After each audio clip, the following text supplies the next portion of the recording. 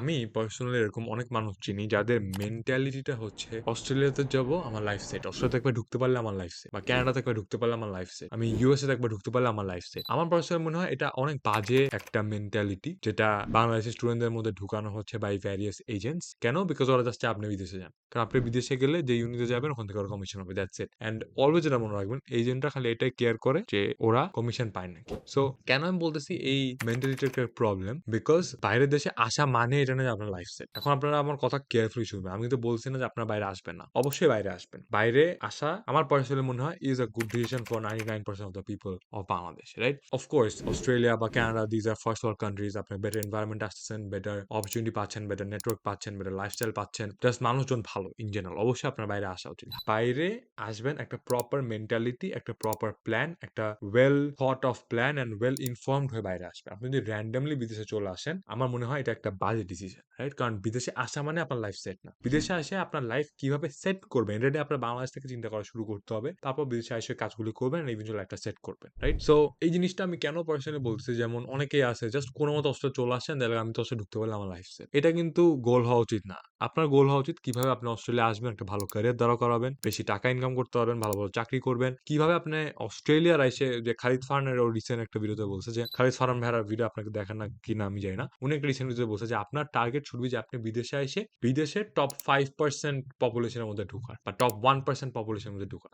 ওটা কেমনে ঢুকবেন? একটা ভালো ক্যারিয়ার দাঁড়া করে আর টাকা পয়সা ইনকাম করে, ভালো নেটওয়ার্ক বানায়, ভালো একটা নিজের লাইফস্টাইল বানায়। বিদেশে যদি আপনি কোনোভাবে আসেন আর এসে এখানে সারা জীবন আপনি ধরেন উবার চালান, বা আপনি যদি সারা জীবন রেস্টুরেন্টে কাজ করেন, এটা অনেকেরই কাজ, এটা পছন্দ না, রাইট? এখন অনেকে আছে এটা করতেছে, and mad respect for them, অবশ্যই করুক। বাট আপনারা যদি এমন মানুষ হন যেটা করতে চায় না, আপনি যদি এমন মানুষ হন যে সারা জীবন রেস্টুরেন্টে কাজ করতে চান, আপনি যদি এমন মানুষ হন যে ভালো ভালো চাকরি করতে চান, তাহলে আপনার আরো অনেক আগে থেকে চিন্তা করতে হবে, প্রপার ডিসিশন নিতে হবে। আপনি যেমন মানুষ হন যে আপনি সারা জীবন উবার চালায় বিদেশে থাকতে পারবেন, অবশ্যই করেন, দের is nothing wrong with it. আমি মনে করি না কোনো প্রবলেম আছে, পুরোটা আপনার ডিসিশন। বাট আমি জানি এমন অনেক মানুষ আছে যারা বিদেশে এসে খালি সব করতে চায় না, তারা লাইফ থেকে আরো অনেক বেশি জিনিস, আর ভালো ভালো চাকরি করতে চায়, ভালো ব্যবসা করতে চায়। সো আজকের ভিডিওতে আমি আপনাদের মেন্টালিটিটা ঠিক করার চেষ্টা করবো, রাইট? আমার মনে হয় বিদেশে আসবেন, অস্ট্রেলিয়া হোক বা যেহেতু আপনি, যেহেতু অস্ট্রেলিয়া আমি ভিডিও বানাই, অস্ট্রেলিয়া যদি আপনি আসতে চান বা কানাডা যেতে চান, আপনার চিন্তা করতে হবে যে আপনার পার্সোনালি আপনার ড্রব্যাকস কি আর আপনার গুড সাইড কি, আপনার অ্যাডভান্টেজেস কি, মানে what are the things that you are good at, and what are the things you are bad at. Same for that country. আপনি যদি অস্ট্রেলিয়া আসেন বা কানাডা আসেন, Australia, what is Australia good at, what is Australia bad at, right? যেমন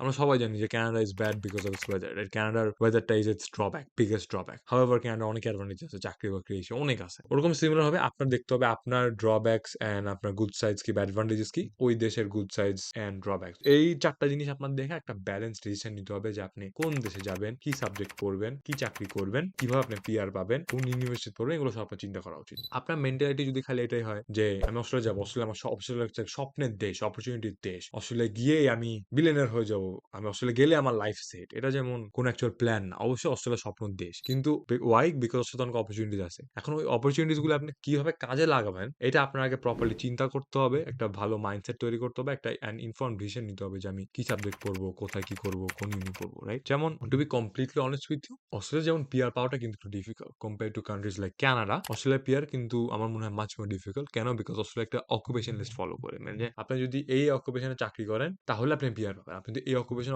চাকরি করেন আপনি PR পাবেন না। এন্ড আনফর্চুনেটলি বেশিরভাগ বিবিএ বা আর্টস টাইপের যে সাবজেক্টগুলি, ওগুলি সাবজেক্ট থেকে পিআর পাওয়া অনেক টাফ। ইউজুয়ালি খালি সায়েন্স সাবজেক্টগুলো থেকে পিআর পাওয়া যায়, and that makes Australian PR system very difficult.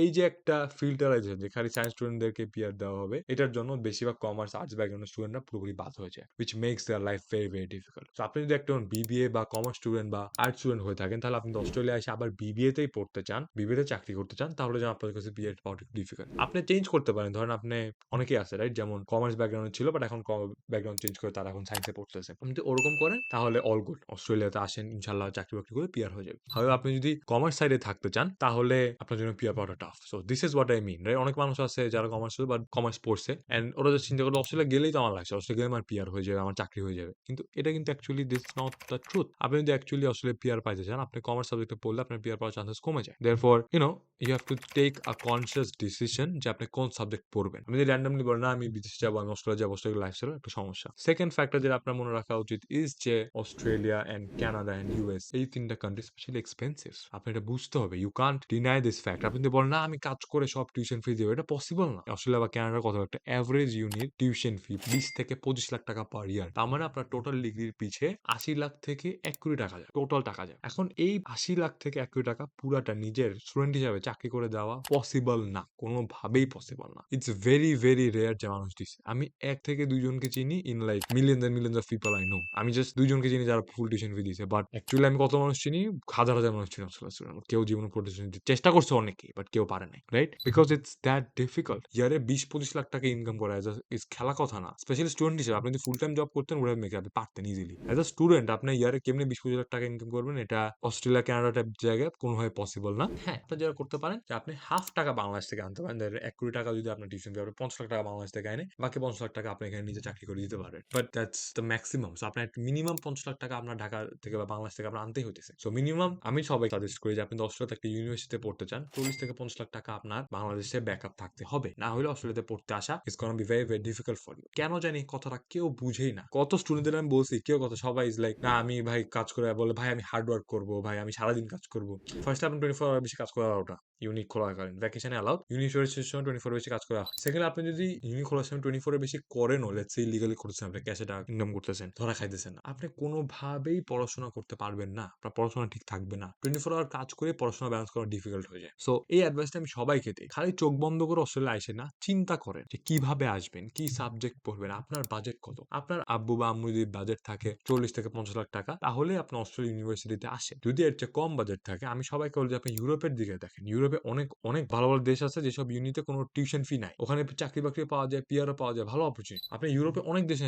ঘাটাঘাটি করেন, জার্মানি, সুইজারল্যান্ড। আর অনেকে বলে যে ভাই জার্মানিতে যাওয়ার জন্য তো আলাদা করে জার্মান ল্যাঙ্গুয়েজ শেখা লাগবে। এখন ভাই কিছু একটা তো করতে হবে। অস্ট্রেলিয়া আসার জন্য আপনার অনেক বেশি টাকা দিতে হবে, 50 লাখ টাকার মতো আপনার ট্রান্সফার খরচ হবে। জার্মানিতে যাইতে হলে আপনার জার্মান ল্যাঙ্গুয়েজ শিখতে হবে। সো কোনটা আপনি করবেন? আপনার ডিসাইড করতে হবে কোনটা আপনার জন্য ইজি। আপনাদের কাছে যদি 40-50 লাখ টাকা দেওয়া ইজিয়ার থাকে তাহলে 40-50 লাখ টাকা দেন, দিয়ে অস্ট্রেলিয়া আসেন। যদি আপনার মনে হয় যে না জার্মান ল্যাঙ্গুয়েজ শিখা ইজি, তাহলে আপনি জার্মান ল্যাঙ্গুয়েজ শিখে জার্মানি যান। সো আমার মনে হয় এই ২ টা জিনিস অস্ট্রেলিয়াতে আসার আগে যেকোনো স্টুডেন্টের ডেফিনিটলি মাথায় রাখা উচিত যে কি অকুপেশনে সে পড়াশোনা করবে আর ওই অকুপেশনে কি পিআর পাওয়া যায় নাকি। সেকেন্ড, যদি আপনি ইউনিভার্সিটিতে মোটামুটি ভালো একটা ইউনিভার্সিটিতে একটা এভারেজ ইউনিভার্সিটিতে পড়তে চান, মিনিমাম আর বাংলাদেশ থেকে 40-50 লাখ টাকা আনতে হবে। যদি একদম টপ নচ ইউনিতে যান আরো অনেক বেশি আনতে হবে, ওটা কোনো লিমিট নেই। সো দিস ইজ সামথিং আমি সবাইকে বলি চিন্তা করবেন, চিন্তা করে একটা কনসিয়াস ডিসিশন নেবেন। খালি স্বপ্নের দেশে অস্ট্রেলিয়া গেলে আমি কোটি কোটি টাকা কামাবো, টাকার বিছানায় ঘুমাবো, এগুলা কোনো প্রপার মাইন্ডসেট না। এগুলো যদি আপনি জীবনে অস্ট্রেলিয়া যদি আপনি সেটেল হতে চান বা ভালোভাবে চাকরি করতে চান, ভালো গাড়ি বাড়ি করতে চান, এই মেন্টালিটি দিয়ে হবে না। অস্ট্রেলিয়া হোক, কানাডা হোক, বেশিরভাগ জায়গায়, রাইট? অ্যান্ড থার্ড যে প্রবলেম বা সামথিং দ্যাট ইন্টারন্যাশনাল স্টুডেন্টরা কনসিডার করে না ইজ যে ওরা স্টুডেন্ট ভিসাটাকে স্টুডেন্ট ভিসা হিসাবে দেখে না। স্টুডেন্ট ভিসাটাকে ওয়ার্ক ভিসা হিসাবে দেখে। অনেক বাংলাদেশ স্টুডেন্টরা স্টুডেন্ট ভিসা আসতেছে, হ্যাঁ স্টুডেন্ট ভিসা আসতেছে, কিন্তু কোনো পড়াশোনা কোনো সারাদিন কাজ করে। হ্যাঁ, আপনার যদি কাজই করতে হয় তাহলে আপনি স্টুডেন্ট ভিসায় অস্ট্রেলিয়া কেন আসছে? With all due respect. কেন আমি বলতেছি, কারণ অস্ট্রেলিয়া আপনার স্টুডেন্ট ভিসায় 24 আওয়ার্স এর বেশি পার উইক কাজ করে অ্যালাউড না, কিন্তু এরা 50-60 আওয়ার্স কাজ করে। উইক ট্যাক্সে হোক, ক্যাশে হোক, এরকম কাজ করে। কয়েকদিন আগে একটা ইন্ডিয়ান স্টুডেন্ট ডিপোর্ট হয়ে গেছে বিকজ ও এরকম কাজ করে। তো অস্ট্রেলিয়াতে আপনি স্টুডেন্ট ভিসা আসতেছেন পড়াশোনা করার জন্য, আপনি it's called student visa because you are a student, you are not here on a work visa. এই যে ইন্ডিয়ান স্টুডেন্টটাকে ডিপোর্ট করে দিল, এটা তো একটা বিগেস্ট প্রুফ যে Australia doesn't like all of this. আপনি যেসব করেন দের is a very high chance আপনাকে ডিপোর্ট করে দিবে। আর আপনাকে যদি একবার অস্ট্রেলিয়ার মতো একটা দেশ ডিপোর্ট করে, আপনি অন্যান্য অনেক দেশের ভিসা পাবেন, যার জন্য আপনার লাইফ পুরো স্কার্ড হয়ে যাবে। আপনার যদি মনে হয় একটা মানুষ স্টুডেন্ট ভিসাকে ওয়ার্ক ভিসা কেন ইউজ করে, ২টা প্রাইমারি রিজন। ইদার তাদের টাকা নাই, তাদের ফ্যামিলিকে সাপোর্ট দেওয়া লাগবে, টাকা লাগবে, অর তাদের এখানে ইউনিভার্সিটির বেতন দেওয়া টাকা না, রাইট? আমরা ২টা নিয়ে কথা বলি। যদি ফার্স্ট হয় যে আপনার বাংলাদেশে টাকা পাঠানো লাগবে, বাংলাদেশে আপনার ফ্যামিলিকে সাপোর্ট করা লাগবে, আপনি অস্ট্রেলিয়াতে স্টুডেন্ট ভিসা আসেন। আপনি অস্ট্রেলিয়াতে যদি পারেন ওয়ার্ক ভিসা আসেন, যদি না পারেন অন্য দেশে যান যে ভিসায় ডিরেক্টলি ওয়ার্ক ভিসা যাওয়া যায়। দুবাই, কাতার, মালয়েশিয়া, অনেক দেশে ডিরেক্ট ওয়ার্ক ভিসা যাওয়া যাচ্ছে, নট আ বিগ ডিল। আপনি ওখানে যান, কাজ করেন বা ফ্যামিলিকে সাপোর্ট করেন, টাকা পাঠান। সেকেন্ড, আপনার যদি মনে হয় যে অস্ট্রেলিয়ান ইউনিভার্সিটি ইজ এক্সপেন্সিভ, আপনি ইউনিভার্সিটি ফি দেওয়ার জন্য আপনার সারাদিন কাজ করতে হয়েছে, তাহলে উইথ অল ডিউ রেসপেক্ট আপনি এই ইউনিভার্সিটিতে আসছেন কেন? As I said earlier, Australia is expensive. আপনার অস্ট্রেলিয়া আসতে মিনিমাম বাজেট 40 লাখ টাকা মিনিমাম রাখাই লাগবে। সো প্লিজ, আমার humble request to all the international student যে স্টুডেন্ট ভিসাটাকে ওয়ার্ক ভিসা হিসেবে ইউজ করেন। This will make your life miserable. আপনি না ঠিকমতো স্টুডেন্টে পড়াশোনা করতে পারবেন, না ঠিকমতো কাজ করতে পারবেন, 2-3 বছর থেকে ডিপোর্ট হয়ে যাবেন। It will fuck up your life in so many ways যে আপনি চিন্তা করতে পারবেন না, রাইট? এটাই দিস ইজ সামথিং যেটা আমি সবাইকে বলতে চাই যে অস্ট্রেলিয়া অ্যাকচুয়ালি কি স্বপ্নের দেশ নাকি না। অবশ্যই অস্ট্রেলিয়া অনেক অপরচুনিটি, কিন্তু অস্ট্রেলিয়া কি আপনার জন্য পারফেক্ট দেশ হবে নাকি না, অস্ট্রেলিয়া কি আপনার জন্য একটা স্বপ্নের দেশ নাকি না, এটা আপনার নিজের সিচুয়েশনের উপর ডিপেন্ড করে আপনার চিন্তা করতে হবে। আপনার সাবজেক্ট দেখতে হবে যে আপনি কি সাবজেক্টে পড়াশোনা করতেছেন, এখানে পিআর হওয়ার চান্স আছে নাকি, আপনার বাজেট কত দেখতে হবে, তারপর আপনার অস্ট্রেলিয়াতে কোনো অ্যাডভান্টেজ আছে নাকি, যেমন অনেকে আছে রিলেটিভরা চাকরি বাকরি পাওয়া যায়, রিলেটিভ বাসা থাকা খাওয়া পাওয়া যায়, এইসবও আপনার মাঝে মাঝে মাথায় রাখা উচিত। উচিত।